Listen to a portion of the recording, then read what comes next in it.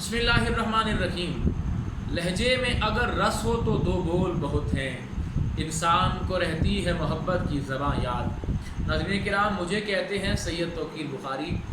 میں آج ایک نئے اور بالکل منفرد موضوع کے ساتھ آپ کی خدمت میں حاضر ہوا ہوں، اور وہ موضوع ہے مجلسی گفتگو کے آداب۔ مجلسی گفتگو کیا ہوتی ہے کہ آپ کسی مجلس میں بیٹھے ہیں، وہ مجلس 2 لوگوں کی بھی ہو سکتی ہے، 2000 لوگوں کی بھی ہو سکتی ہے۔ آپ گفتگو کر رہے ہیں تو آپ نے مجلس کے آداب کا خیال کیا رکھنا ہے؟ تو اس سے مراد کیا ہے؟ جب آپ چند لوگوں میں بیٹھے ہوئے ہوں، آپ بول بھی رہے ہوں، تو آپ نے کیسے گفتگو کرنی ہے؟ تو اس کے کچھ آداب ہوتے ہیں۔ پہلی بات تو یہ ہے کہ جب آپ بول رہے ہیں، آپ کو جتنے بھی سننے والے لوگ ہیں، ہو سکتا ہے ان ساروں میں آپ کا مقام زیادہ ہو، لیکن ہرگز اس کا مطلب نہیں ہے کہ آپ ان لوگوں کو نفسیاتی طور پر نہ پرکھیں۔ ہو سکتا ہے کوئی بندہ بڑی جلدی میں ہو، لیکن وہ آپ کا معتقد ہے، اس کی ارادت مندی نے اسے اس مجلس میں بٹھایا ہوا ہے، لیکن آپ اپنی اس جوش خطابت میں بولے جا رہے ہیں۔ آپ کو اس بات کی پرواہ نہیں کہ کون کتنی جلدی میں ہے۔ آپ کو دنیا سن رہی ہے، تو اس کا ہرگز یہ مطلب نہیں کہ آپ اپنی گفتگو کو طوالت دیں۔ میرا ایک شعر تھا کہ چاشنی گفتگو کی باقی رہے، اس لیے کم کلام کرتے ہیں۔ جو حکمت کے اصول ہوتے ہیں ان میں ایک یہ بھی ہے کہ انسان کو کم گو ہونا چاہیے، اس لیے کہ جب آپ بہت زیادہ بولتے ہیں تب آپ کی گفتگو کا اثر ختم ہو جاتا ہے، اور لوگ زیادہ دیر پھر آپ کی مجلس میں بیٹھنا پسند نہیں کرتے۔ اس کے ساتھ ساتھ جو بہت ضروری چیز ہے، گفتگو میں اعتدال پیدا کریں، ایک میانہ روی ہو۔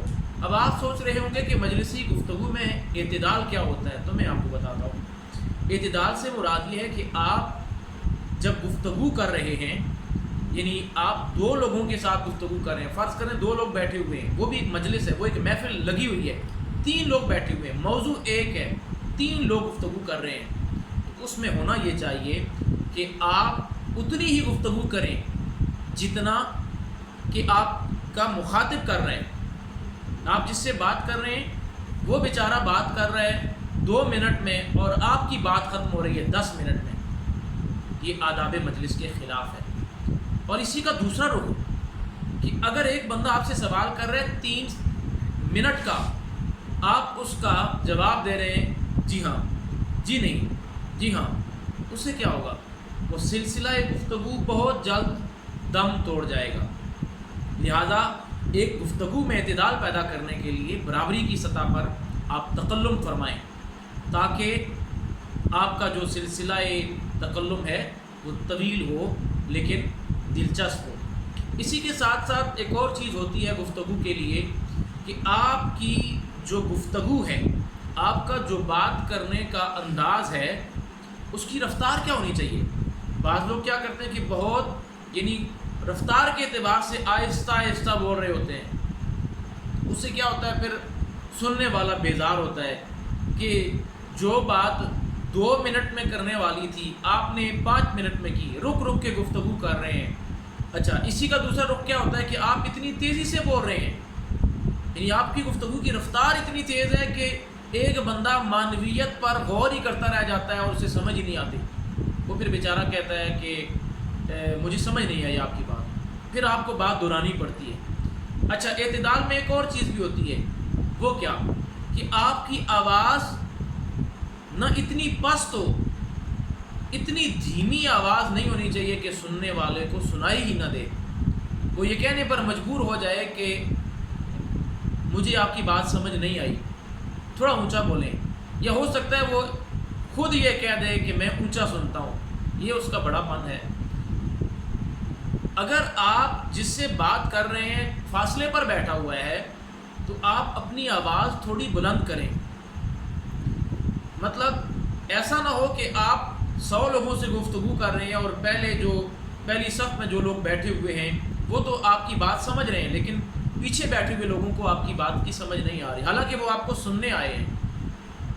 تو آپ اپنی آواز تھوڑی بلند کریں، اور اعتدال کی دوسری کڑی یہ کہ آپ کی آواز اتنی بلند نہ ہو کہ بندہ آپ کے پاس بیٹھا ہوا ہے، آواز آپ کی محلے والے سن رہے ہیں، یہ بھی اصولوں کے خلاف ہے۔ اعتدال کا مطلب یہ ہوتا ہے کہ جتنا بندہ قریب بیٹھا ہوا ہے اتنی آواز رکھیں۔ اور اس سلسلے کی آخری کڑی کیا ہے؟ وہ یہ کہ آپ نے کوشش یہ کرنی ہے کہ لوگوں سے جب آپ گفتگو کریں ایسا نہ ہو کہ آپ کسی کو باریک نہ دیں، اور جو بندے آپ کے سامنے بیٹھے ہوئے ہیں انہیں بالکل نظر انداز کر دیں۔ 5 لوگ بیٹھے ہوئے ہیں، ان میں سے آپ ایک بندے سے بات کر رہے ہیں تو باقی جو 3 بندے وہاں موجود ہیں وہ آپ دونوں کا منہ دیکھ رہے ہیں، ایک سوال کر رہا ہے دوسرا جواب دے رہا ہے۔ اگر وہ درمیان میں بولتا بھی ہے بیچارہ، اپنی موجودگی کا احساس دلانے کی کوشش بھی کرتا ہے، تو ہم کہتے ہیں اچھا 1 منٹ آپ ٹھہرے نا، میں آپ کو سمجھاتا ہوں۔ یہ غلط ہے۔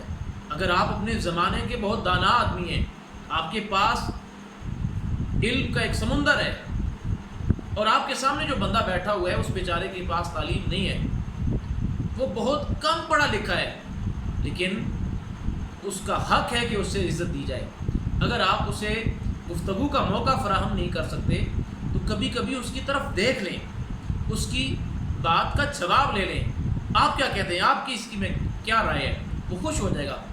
اگر گفتگو نہیں بھی کرے گا، آپ مجلسی گفتگو کر رہے ہیں تو سارے لوگوں کی طرف دیکھ لیں، لوگوں کو پتہ چلے گا کہ یہ ہمیں بھی سنا رہا ہے۔